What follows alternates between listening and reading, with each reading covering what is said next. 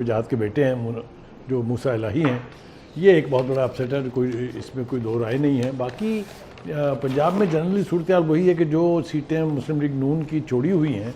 ان کے اوپر ہم دیکھ رہے ہیں کہ ان کو ایج حاصل ہے۔ اسی طریقے سے آپ نے دیکھا کہ کے پی کے رزلٹ جو ابھی آپ نے بتائے ہیں اس میں بھی آپ دیکھ لیں کہ جو سیٹیں کے پی کے تھیں وہ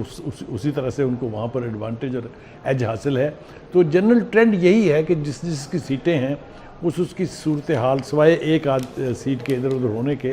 باقی سب والا نتیجہ وہی جو ہے 8 فروری والا ریفلیکشن ہے۔ لیکن ایک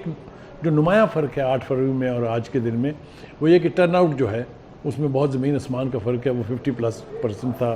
یہ میرا خیال ہے زیادہ سے زیادہ بھی ہوگا تو 30% سے زیادہ مجھے تو دکھائی نہیں دیتا، اس لیے کہ ہم نے دیکھا 8 فروری کو جب 5 بج گئے تھے پولنگ کا وقت جب ختم ہو رہا تھا تو کئی مطلب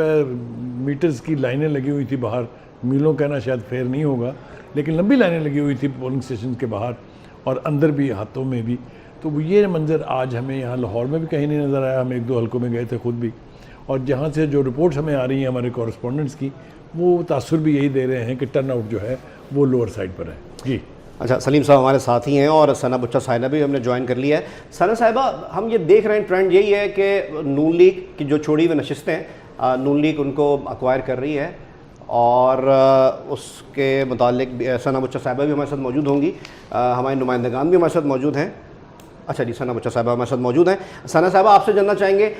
نون لیگ کے پاس کیا سیلنگ پوائنٹ ہے اپنے ابھی تک کے جو ان کا حکومت کا ٹائم پیریڈ ہے، کیا چیز تھی جو بہتر طریقے سے وہ سیل کر پائے ہیں عوام کو، اور وہ جو سیٹیں انہوں نے چھوڑی تھی ان کو دوبارہ ایکوائر کر پا رہے ہیں؟ لیکن 2-3 چیزیں ہیں جو کہ میرا خیال ہے کہ امپیکٹ پڑا ہے اس بار پی ٹی آئی کو، اگر ووٹ نہیں پڑا یا ووٹر ٹرن آؤٹ کا مطلب پی ٹی آئی کے لیے لو رہا ہے تو 2-3 چیزیں آپ کو وہ پچھلے 4 دن میں پتہ چل جائیں گی۔ آپ کو یہ بتایا گیا کہ خان صاحب نے بالکل کسی سے بات کرنے سے انکار کر دیا ہے اور کہا ہے کہ کوئی کسی سے رابطہ نہ کیا جائے، میں کسی سے بات نہیں کرنا چاہتا ہوں۔ اور اس کے علاوہ پھر بہت اس کی ڈیزاسٹر مینجمنٹ کی گئی۔ اس کے بعد آپ دیکھیں کہ شیر افضل مرغت صاحب کو یہ ٹاسک کیا گیا تھا بائی الیکشنز کا، وہ آج کراچی میں کیوں موجود ہے۔ پھر